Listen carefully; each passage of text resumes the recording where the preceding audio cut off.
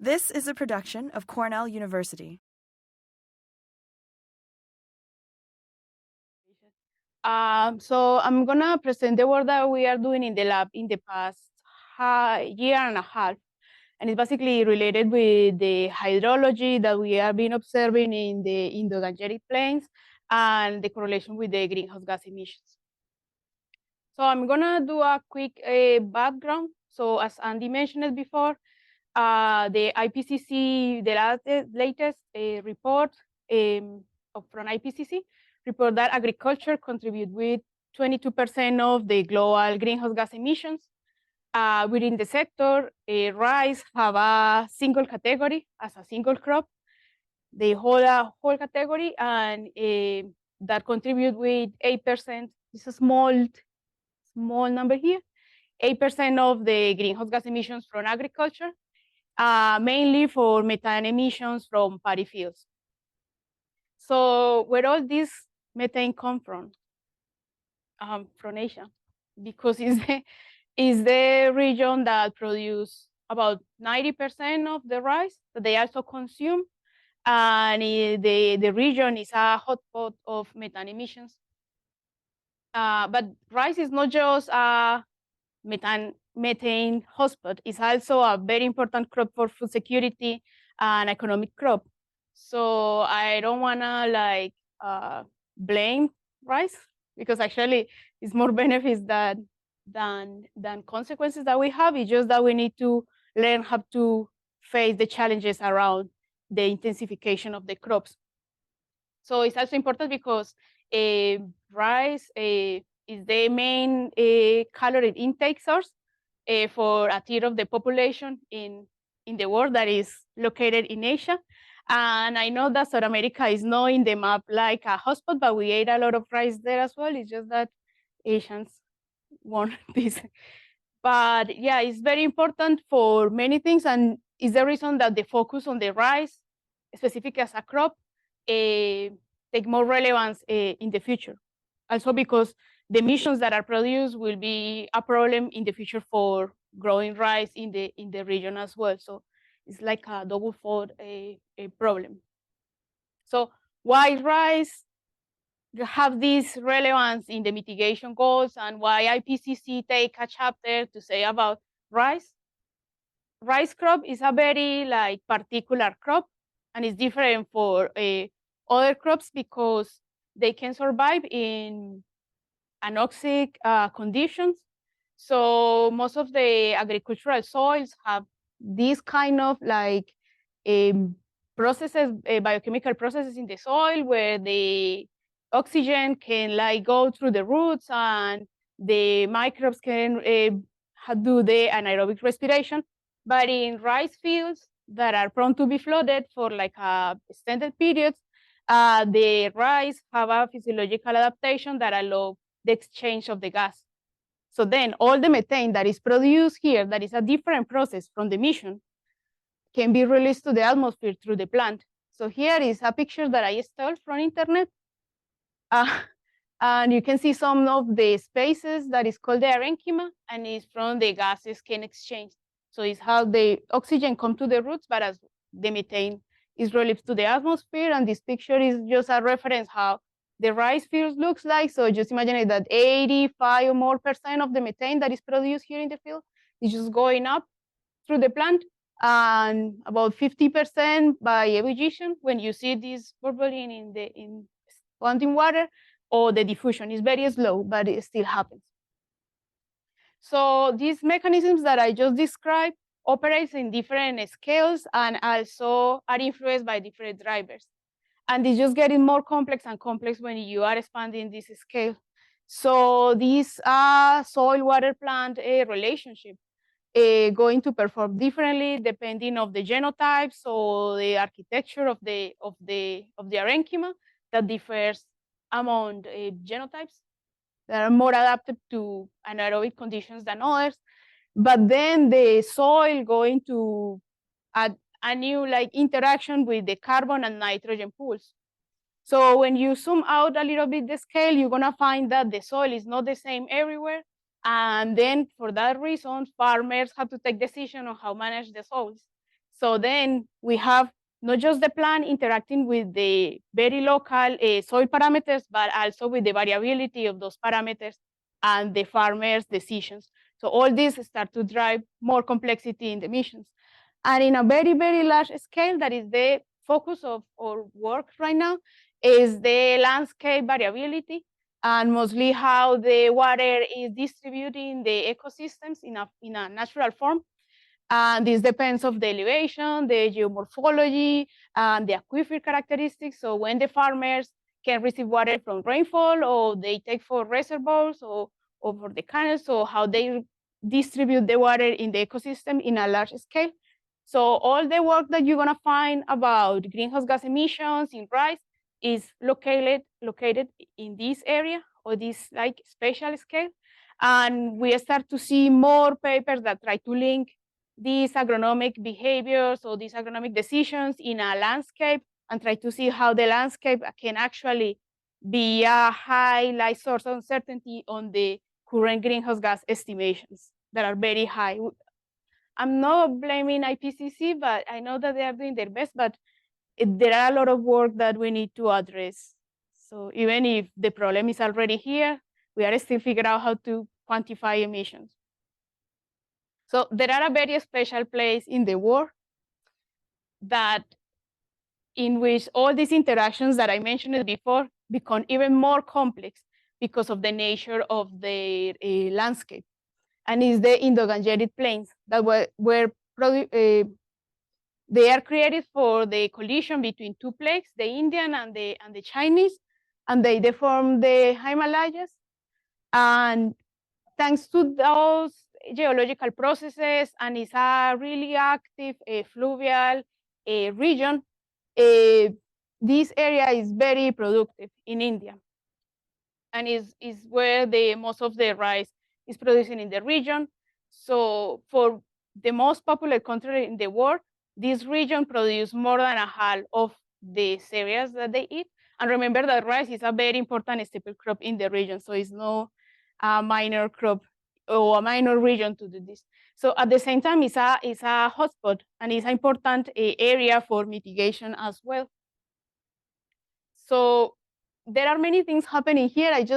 I get too excited when I talk about the geomorphology of here. So we can discuss this later, because I know that I'm gonna get stuck talking too much about this. So we have a working hypothesis, and it's that the hydrology is the major driver of the greenhouse gas emissions in those conditions. There are some areas that you can think that a landscape is pretty much homogeneous, that we can see a hectare and hectares of the same land in a monocrop, but this is not happening in the Indo-Gangetic Plains. And also because there are a big portion of small farmers that operate and taking different decisions based on what they are located. And so we think that this is all sources of uncertainty and the estimations. So, and we also think that there are no representative sites that we can see, okay, this site can represent in the hydrology or the emissions in this region. There are many sites, and they just can change seasonally. So it's very challenging to determine this, but we set 3 objectives to try to describe this. The first one is try to describe the hydrological responses that we observe in the Indo-Gangetic Plains, or at least in a small part. Then try to identify if there are a relationship between these patterns and greenhouse gas emissions. And the last one was try to, I think that this is writing in Spanglish, but I'm gonna explain. What we want to do is see how the hydrological information can actually inform about mitigation hotspots or areas that can be important for mitigation actions. I don't did like not too bad there. So I'm going to explain the materials and methods. So I have this workflow. So the work is divided in two parts. So the first source of data that I use to analyze or to solve these objectives was simulating the greenhouse gas emissions in some sites in the Indo-Gangetic Plains. And at the same time, we did a cluster analysis of the hydrological responses that we observed. So when I was very frustrated doing the NDC, I just jumped in the cluster analysis, and I spent the last year just working on both when I was started one or the other. And Professor David Rossiter also support us in this task in the characterization of the hydrological behaviors. And there are another ongoing work analyzing more methodological aspects of clustering and classification and mapping the hydrological behavior. So I'm just gonna show the very final results, but there are more work that we are doing in this part. Then based on the simulations and the cluster analysis or the cluster that resulted, we analyze the correlations with emissions. We analyze what is the implications of agronomic management on different hydrological patterns that we identify. So I'm gonna spoil the seminar a little bit, but the last one was just try to see if we can use this data to classify areas that can be prone to have high methane emissions. So this is the study area. So you can see that it's very at the north, very close to Nepal. The pink dots are the sampling sites in 2021 during Kharif season. There were about 47 sites. And the green dots are the 160 sites located across Bihar. The distribution of the sites are more logistic than corresponding to any other like experimental approach that we want. It's a very challenging extensive area, even if it's just one part of the Indo-Gangetic Plains. So the distribution of the points were more like based on the best way to distribute the resources, personnel, and time trying to do some sampling. Again, I'm just don't talk about the rivers because I get too passionate again, but there are like a very rich hydrological behavior there. And the rivers can be fed by the glaciers water, groundwater, rainfall water, and these can get areas flooded for different time periods during the year. So it's very hard to define what is a characteristic site here because it also depends of the time of the year and how heavy was the monsoon or not.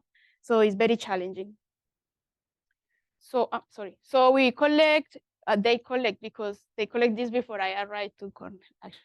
But in 2021 and 2022, the Serial System Initiative for South Asia office at CIMIT, they collect field water monitoring data. So they install PVC pipes in the fields that in the sites that I showed before, and they monitoring the water level like here every day during this period that between July and November in 2021 and 2022. At the same time, they take some soil samples to analyze some basic soil analysis and also collect the agronomic data associated with those sites. So what farmers, how much fertilizer use, if they irrigate or not, and the sowing and harvesting dates. If somebody is interested on this data, it's available in the repository of CIMIT. If you have any assignment and you need data or something like that, is there. And additional, I need for the modeling of greenhouse gas emissions, climate data. So I just took from the Power NASA webpage, and I just linked with the closest areas in the map. So I create 6 files for 2021 and 23 files for 2022, try to match some differences that we spot in the gauges and just try to have more accurate data. I use the model DNDC. I don't know if you are familiar with this model. It's a process-based model that simulates carbon and nitrogen cycling in the soil in agroecological systems. So the inputs that I use for run these simulations were like the location inputs, the climate that I mentioned before, the initial soil conditions that some of them were taken directly from the field, but some of them that have these asterisks were values that I calculate with the transfer functions. If you want more detail about this, we can just discuss. I can just show you later the pedotransfer functions that I use. The ammonia was estimated by the model, and the agronomic management was the same. So we assume the same agronomic management in all sites, because what we want to see is the effect of the hydrology in every site. And so the only change in the agronomic management among the sites was the water table file. So we create a 1-year water table file that defined what was the water level every day during the whole year. So this is the only differences that you're gonna spot in the emissions across the sites, is the water. We did a calibration of the crop parameters. Fortunately, unfortunately, I don't know, the NDC is not a model that you can do too many calibration or tuning part of crop. So it's easy calibrate because it's few parameters that you can do, but at the same time, it's not that robust if you wanna improve your simulations. So we did some simulations when I subset a group of farms from 2021, and I used some references from the data that I need to do the calibration, that start with calibrating the biomass, and then the thermal degree days, and finally the water requirement, following the protocol suggested by Partridge in 2011. So this is the part of the simulation. So I just simulate greenhouse gas emissions in every site that I showed before in 2021 and in 2022. At the same time, we are doing a hydrological description of the sites using the time series of the field water level. So this analysis was, first, I calculate some hydrological descriptors that are based on what I think that can influence the emissions, or descriptors that can actually help me to explain the variability in the emissions. They are not definitive, and they are not like fixed, and there are no like standardized indicators for that. Was just the way that we try to describe this time series. So at the end of the monitoring, we receive like a spreadsheet like this. So every row was a daily record of the emission, the field water level, and every row is the farms, and the columns, are the daily data. So for each of them, I estimate, or I calculate, these hydrological descriptors that are based on the flood periods. So basically the duration of the floods, how high was the water table, and the total period flooded, and another category that was the drainage period. So for how long was drainage, how deep was drained, and then a transition between saturated and unsaturated conditions. That was how many floods you can observe, or how flashy was the field. So with this, we aim to describe the hydrological behavior and also try to associate with emissions. And then we have some data that looks like this, like just try to see that there are some sites that are more dry than others, the water column are like higher than in others, and the duration of the floods were actually longer in 2021 than 2022. And then we try to, all this data, use a k-means algorithm to cluster in groups and try to find if there are some hydrological groups that share some of these descriptors behavior. So until that, I kind of meet the first objective that was try to describe the hydrological behavior. And the two other objectives were very simple analysis of a variance, and trying to correlate the clusters with emissions associated with the clusters, and try to see if there are some differences between them. And also we did a sensitivity analysis based on the centroids of those clusters. So try to check the more representative site of each cluster and run a sensitivity analysis, changing the nitrogen and carbon inputs, and see what happened when you have a different hydrological behavior, what is happening with the nitrogen and the carbon.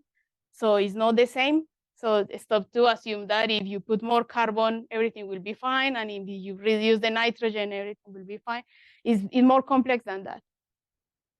I already said the results, but anyway, the third point is basically we did a classification tree, and we create some categories for the methane emissions, and then we try to see with a random forest model how the prediction potential of this data, and then just try to see how it looks like in a classification tree and see how informative, how this can look and the potential use.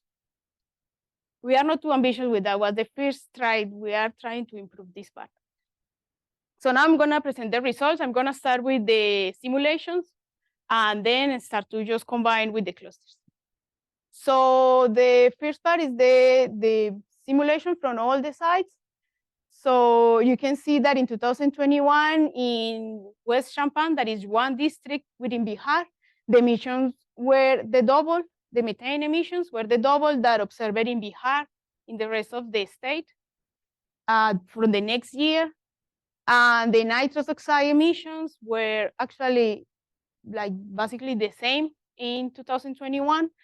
But in 2022, you can see like that wasn't just so much higher compared with 2021, but also have like a bigger dispersion. And when you see the cluster, you're gonna see why. The spatial distribution of the emissions in the map just show that you can have high greenhouse gas emissions everywhere and low greenhouse gas emissions everywhere. And even if you can associate small areas with low or high emissions, there are no spatial pattern or gradient that you can associate, making more complex. So that means that people, I know that is the only way that we can find out, but it's very loose when you say West Champagne district have these emissions per hectare, or Bihar is emitting this amount when we have this variability in the area. So the cluster for 2021 present 5 groups. The cluster explain 86% of the variance. So we reorganize the number of the cluster to match driest clusters with the number. So 1 is the driest, 5 is the wettest, okay? And so you can see that there are a clear distinction between the clusters, and this distribution that you can see here is based on the seasonal monsoon rainfall. So there are no irrigation involved here, and this is just what happening during the season that was unusual, a heavy like monsoon a season. The distribution of the sites or the cluster members in the map is also very random. The distribution of the samples is not necessarily the best to describe the spatial behavior of a parameter because it's very random and there are many points localized in some areas. So we actually didn't know what's happening, for instance, between this point and this point. But at least we can give a sense that everything can happen everywhere in the Indo-Gangetic Plains. And this makes very uncertainty the extrapolation of greenhouse gas emissions. So just assume that because I find this representative site, so all the neighbors gonna have more or less the same, maybe not, maybe no.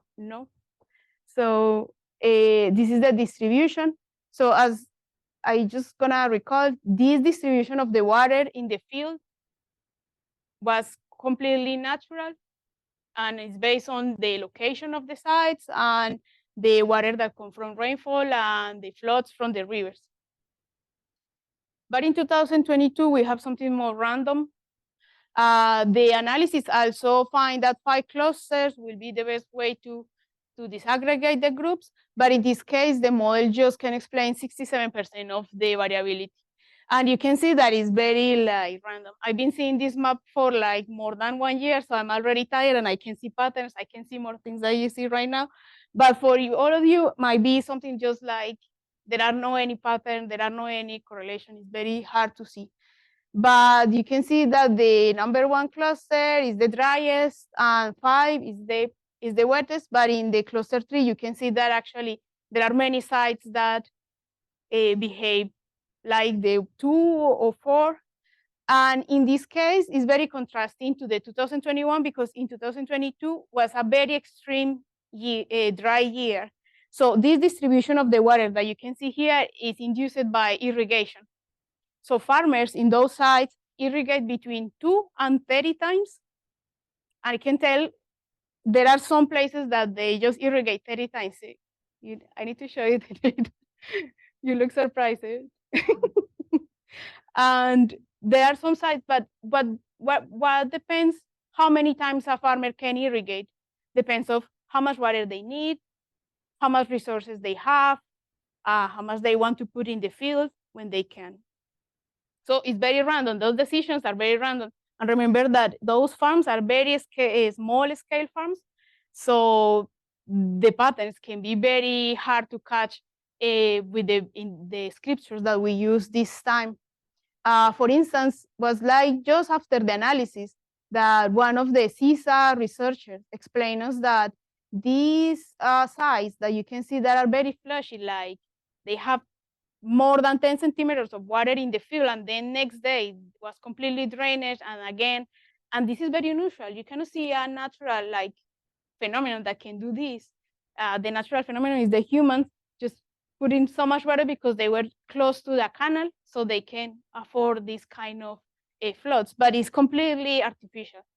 So in this case, how we can correlate one season to another, even if are not the same place, when the nature of the distribution of the water was completely different. And this is the kind of complexity that we see in these regions, even if we are not saying that are the same place, but it's the kind of randomness that you can find. So here I'm compare the greenhouse gas emissions. I'm sorry, I'm just gonna back quick. You can see this is too light, but here is the methane emissions. And the green bars are the nitrous oxide. So you can see that in the dry sites, you have less methane emissions, and in the wetter sites, you have more greenhouse gas emissions. And nitrous oxide is a bit like random, but I'm gonna explain why. I just gonna back quick, sorry. In 2021 is like the driest, have like some sites that are very like low emissions, but in overall the wettest sites have more emissions. And nitrous oxide was basically the same. Okay, now I can back here. Oh. So when I compare the greenhouse gas emissions per cluster, we find that there are a correlation, or there are a correspondence between the driest clusters with low greenhouse gas emissions, methane emissions, and the wettest clusters or sites with high methane emissions. But you can see here that nitrous oxide doesn't have the same correlation. We only can find a trade-off in 2022, where while the methane increase, when the wettest conditions increase, the nitrous oxide kind of reduce. That is the typical trade-off that you read in the papers about nitrous oxide and methane. When it's flooded, nitrous oxide is not like possible in the field, but when it's dry, then you have nitrous oxide and the methane is low. But this is also a complex, and this definition is very simplistic because it's more complex than that. The yellow bars that you can see here are marking the time during the fertilizations took place every season. And if you see here, I just should put this more transparent, sorry. But basically, the field conditions, flood conditions, or saturate conditions in almost all those sites, at least in the last 3 sites, were basically the same. So when the fertilizations took place, it was completely flooded, even if after that period, the sites present like differences that drive differences in the methane. But in 2022, you can see that there were like more like major differences across the clusters. And actually, if you see the cluster 4, that is this, you see that the variability is very high, or the dispersion of the data is very high. And it's because some of the sites, you can see here, are completely dry during the fertilization period, even if in overall those sites were continuous flooded after that and are associated with high methane emissions. So it's a reason that is very simplistic, assume that high nitrous oxide emissions are necessarily linked with low methane emissions. It's not the case in all the time. So the emissions were correlated with some of the descriptors. So we can use some of the descriptors to associate with the greenhouse gas emissions. And the totals they flooded was positive correlated with the methane. That have completely sense. And also the percentage of days that the field was flooded at more than 10 centimeters also have a positive correlation, and have a negative correlation with the number of days that the water was drained below 10 centimeters. Basically, all the root zone, or where the roots and the microbial activities taking place, was completely dry. And when you have more days like this, you're gonna have less methane emissions for sure. So this is that the analysis show, and also like the duration of the floods. If it's more than 1 month or a month, of course that be associated with more emissions. I don't think it's pretty obvious, but it's what we get. And the duration of the floods of 1 day have a negative impact. So it's basically saying that if you have just very, very short flooding conditions, it's not necessarily like informative to be positive in terms of methane emissions, because what create the methane or methanogenesis conditions is like continuous flooding or like prolonged floods.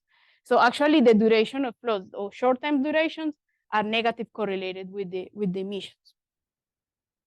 So just to sum, we find some patterns that they are correlated with human induced like patterns or nature induced patterns, and those patterns are associated with high or low nitrous oxide emissions, but in a very short scale within the cropping season are associated with high or low nitrous oxide.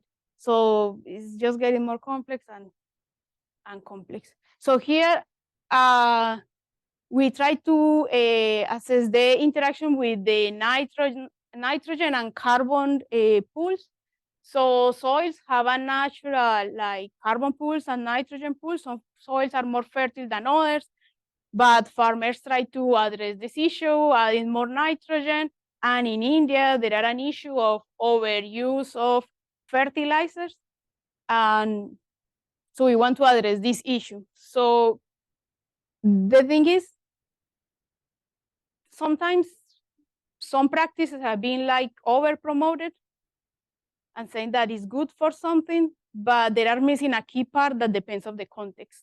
So not all practice is gonna deliver the same mitigation impact in all places. And this is the part that we are like overlooking when these practices are promoted. I'm talking specifically for the crop residue retention. So there are a trade-off in terms of the nitrogen. In the driest site, if you add more nitrogen, you're gonna create a hotspot of nitrous oxide. And when you add or when you left more organic matter in the field, you're gonna have more methane emissions in sites that are more flooded. So the management of the emissions, or if you don't want to increase methane emissions in sites that are mostly flooded, you need to take care of the timing of when you incorporate the residues, and don't let that the residues are decomposed in anaerobic conditions.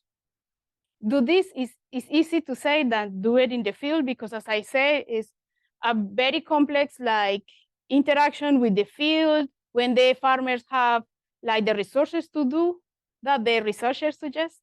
So there are like a disconnection between what we suggest and farmers actually can do. But basically, this is the message: just try to avoid the residue is decomposed or break down in anaerobic conditions. And in terms of nitrous oxide, it's basically like the nitrous oxide can become a hotspot in areas that we don't have a hotspot of emissions if we don't take care of the nitrogen fertilization. So we have a very dry site that doesn't have any problem of methane emissions, but if farmers are overusing the nitrogen, they are actually creating a hotspot. So we need to take care of that.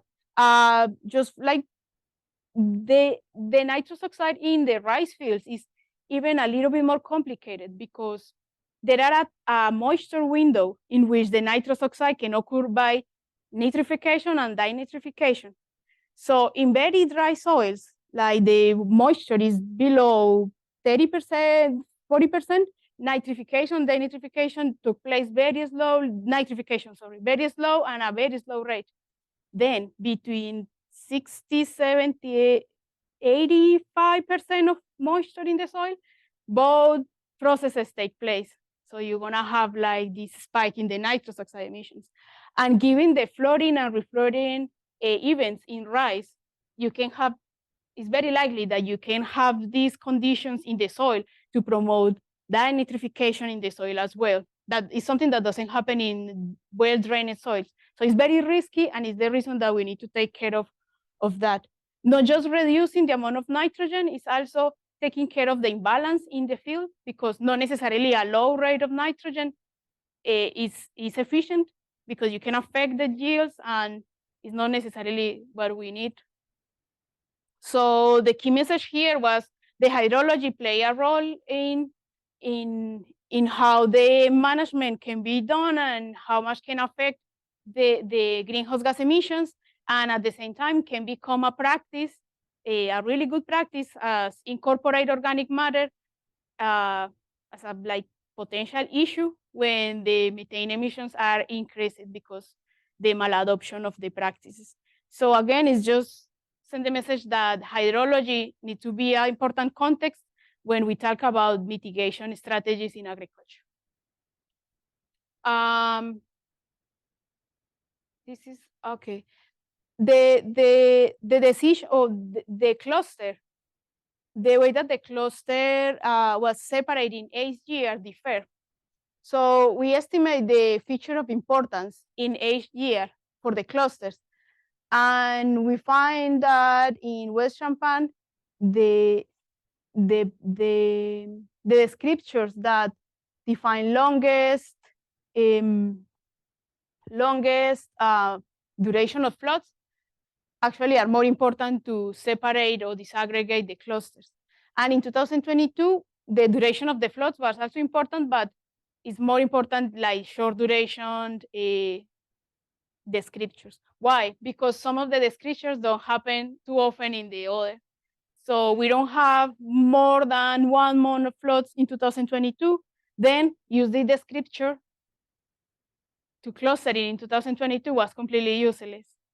Or if you have a continuous flooding conditions, the scripture like a number of days drainage is not too useful. And this also addresses the issue that it's very complicated to define how to describe the hydrological behavior, because the behavior is not necessarily the same every season.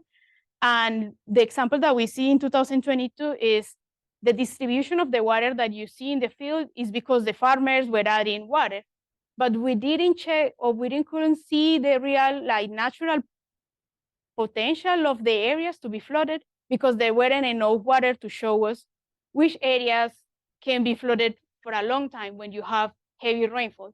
That wasn't possible because it was too dry that year. So it's likely that even next season, we can see a completely different distribution of the water. And some of these descriptors have not been useful anyways, because they are not too informative. It's just getting more complex. And so this is the last part, and it's basically what I was saying before about how we can use this data to inform mitigation actions and hotspots. So first, I just combine the whole data and run a random forest model. So I just split the test data and the train data. Remember that I have 207 points. So it's a very small data set for this kind of tools, but I wanna try anyway. It's free, so I did. And Then we see that the most important factors for the random forest analysis to help to classify the emissions were the total days flooded and the number of days the water drops below 50 centimeters. Is basically a compensatory like the scriptures when was flooded and when was dry. It's very basic. And I like that was that basic, but I don't want to assume that it's that simplistic. It's just that the analysis it shows that, but it's not that simple. So the model did that. Maybe because I say that was very good, but it's not that bad considering the small data set, and that actually is just based on the hydrological descriptions and knowing in other parameters like nitrogen and carbon. So there are like a missing part, and it still can explain some of the differences in methane. The rules that you can see here are very straightforward for define very low emissions areas and very high. So when you have more than 63% of drainage conditions, it's likely that the emissions will be, according to this analysis, no more than 50 kilograms of methane per season. That is already high. And this is a wide range from 0 to 56. So what makes this range change in this decision, in this classification node, and is the distribution of this small percent of the floods. That was, as I say here, like there are 6 weeks, where 6 weeks of continuous flooding or 6 weeks of just like intermittent flooding, and it's gonna change like the amount of emissions. I think that I have 5 minutes, so if you wanna know more about the tree, just we can go in the questions. I'm just gonna jump into the conclusions. So the first one is that the concept of representative sites is not necessarily like a good approach to define how to describe the Indo-Gangetic Plains. And because the hydrology is very complex and the seasonal changes as well. So yeah, it's a bit tricky to do this. And as we don't have a representative site, we don't have a representative emissions associated with those sites because can be anything again. And so this made that the estimations like using tier 1 approaches can be very loose, but then use process-based models or more sophisticated tools can be very time demanding because then you have to calibrate for every place that you want to do the analysis. So again, we need to rethink the way that we are addressing this issue of the estimations.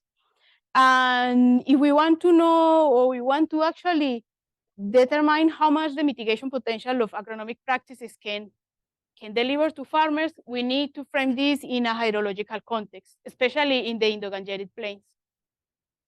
It's no way that always when you implement AWD, you're gonna have a reduction of 30% of methane. I know this from memory because you can go online and you can read, it's fixed. No, it's like now that people are associate practices with a certain amount of methane reduction, and it is used as a daily basis. People just say that like, yeah, it's that, but it's not necessarily true because now we know that it's depending on the context, and the context is wide diverse in those areas. So it's very uncertain, associate a practice with a mitigation potential. And the last one is the approaches that rooting the hydrology in the region can be very useful for policymakers. Because again, the political boundaries of India are not necessarily the geomorphological boundaries of India. In the same way, we need to address the challenges not based on the political boundaries or where the university can do the work. It's more like we need to think this in more broadly and take decisions based on that.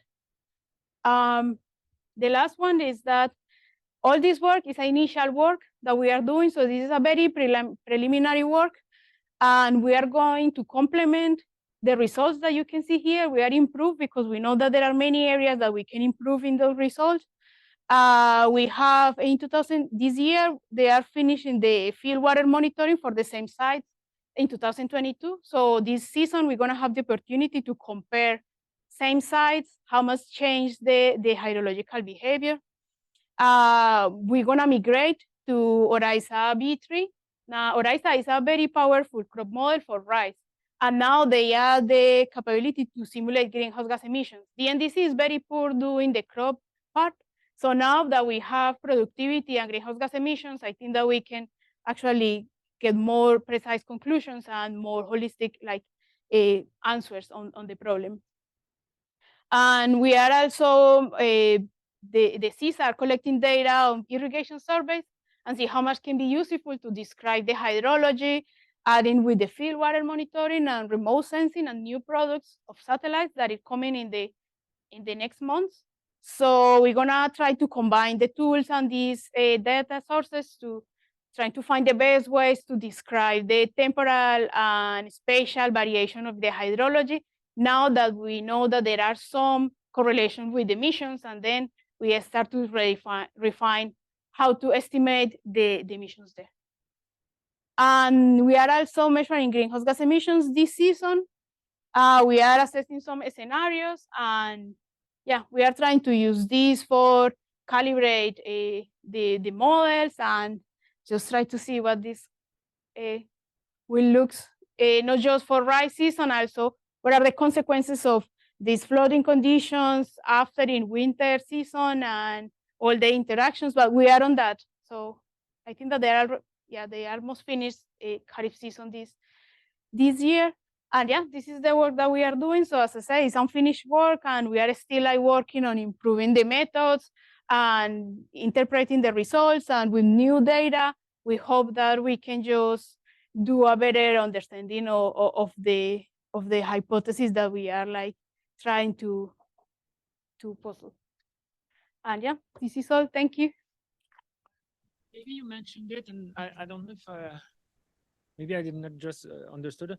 At the upfront, you were talking about the IPCC estimating the emissions from rice production, and that it was based on a representative site. So based on what you saw, do you think that IPCC overestimates or underestimates The IPCC use representative site? the IPCC use representative water management. So if you go to the IPCC, there are scaling factors to define, like it was a continuous flooding. So you use a different scaling factor in the area. If it's intermittent, if it's multiple aerations or single aeration. So in some cases, depending on the person that are doing the analysis, they're gonna assume that this area is completely flooded, when maybe not. And in this case, they're gonna overestimate the emissions. And in some areas that they are assuming that they need to use a scale factor for intermittent irrigation, even it was mostly prone to be flooded, they're gonna have a underestimation. So the problem is the distribution of the water is more complex than just 4 categories. I think that you can check for the way that they describe the area that they are trying to estimate how far they are from the analysis. So, but yeah, it's hard to know if they are. I think that in some regions they are just overestimating, in others are underestimating, and also depending of the season, because as I see in 2021 was completely flooded and was the double of the emissions that we see in 2022. And wasn't nothing that the farmers can do to control that. Thanks again, Laura.